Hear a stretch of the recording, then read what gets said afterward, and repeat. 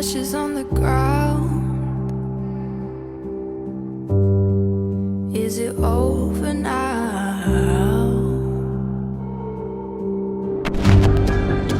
Something within will stay.